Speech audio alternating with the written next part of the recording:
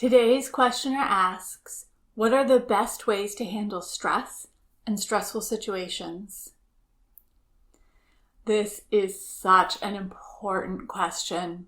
As someone who used to be so stressed out, I would climb under my desk each afternoon and cry. I understand how difficult living with chronic stress can be. I also know that left to run rampant in your life, it leads to burnout, illness, disorder, and disease.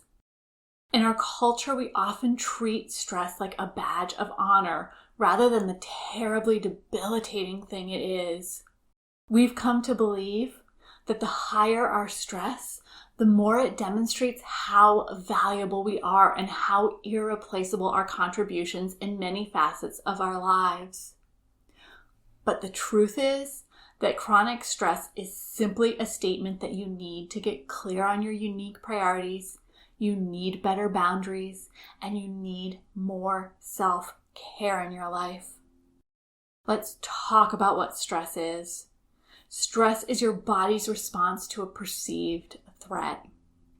It's a triggering of your sympathetic nervous system, also known as the fight, flight, or freeze response.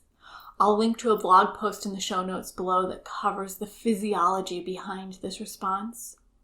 So at the core, to reduce stress, you need to remove the belief that what is causing your stress is a threat. And while simple in explanation, this is actually one of the hardest things to do in practice. Start by examining what's behind your stress. For example, if you're stressed about a project at work, are you worried that if you perform poorly, your job will be in jeopardy? Are you worried that if you don't finish on time, you won't get a raise or a bonus?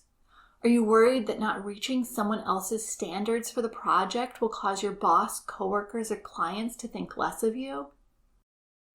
Once you drill down to what's behind the stress, you can start to think about how realistic it actually is. And even if it is a realistic outcome, examine, again realistically, how dire the result of that outcome would actually be. For example, if you fear that poorly executing a project would cause you to lose your job, and you truly believe that's a realistic fear, why would you do poorly on the project? Are you out of your depth in the position? Do you dislike the work and so aren't giving it your full attention? Are you overwhelmed and overworked and can't give any project the attention it deserves? Would losing that job and having the opportunity to find a better fit be the worst thing in the world? Once you've realistically and objectively looked at the pieces that go into the situation causing you stress, you're able to shift your perspective and see opportunity instead of fear and worry. And this in turn reduces your stress levels. If you're so overwhelmed with stress right now that this level of examination feels like too much, I want to give you something a little easier to implement. The Audible Exhale is a tool that will allow you to immediately get relief from your stress.